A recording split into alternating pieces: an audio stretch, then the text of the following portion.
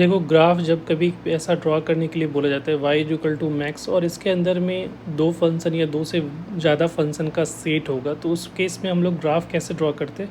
पहले दोनों ग्राफ को एक ही कोऑर्डिनेट में ड्रॉ कर लो, ठीक है।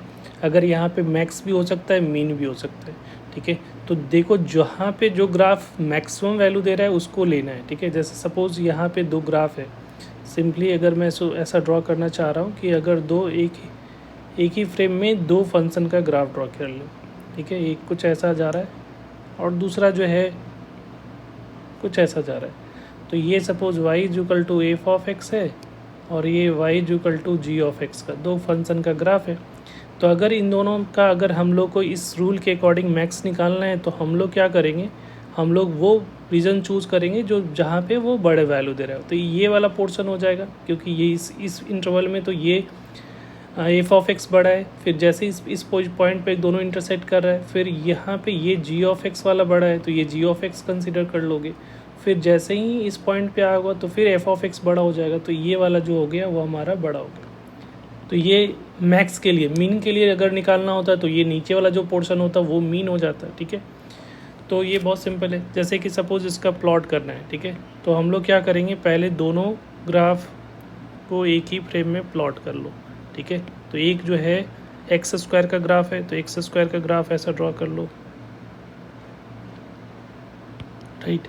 दूसरा जो है वो हमारा किसका है, मॉड एक्स का, ठीक है। तो मॉड एक्स का ग्राफ कुछ इस टाइप से होगा, वी शेप का होता है, ऐसा हो रहा है।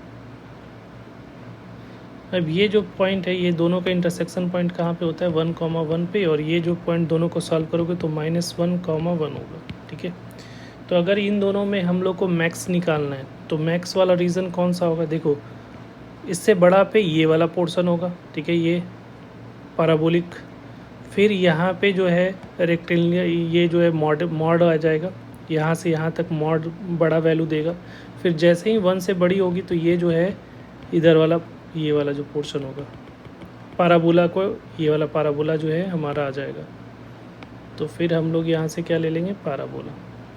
तो ये जो हो रहा है, क्योंकि हम लोग को पता है ना कि एक्स स्क्वायर की वैल्यू जब 1 से छोटा है तो स्क्वायर करोगे तो वैल्यू और छोटी हो जाएगी। जैसे 1/2 का स्क्वायर किया तो ये 1/4 ऑलरेडी छोटा हो जाएगा।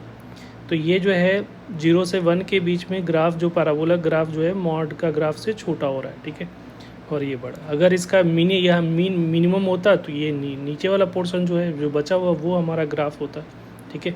अगर इसको लिखना चाहते हो ग्राफ के फॉर्मेट, फंक्शन के फॉर्मेट में, तो अगर इसको लिखोगे तो y इक्वल टू क्या लिखोगे, तो y इक्वल टू फंक्शन के फॉर्मेट में देखो ये -1, यहाँ पे -1 से और ये +1 है, तो एक्स स्क्वायर होगा इफ़ एक्स की वैल्यू लेस देन और इक्वल टू -1 के लिए जो है एक्स स्क्वायर हो रहा है।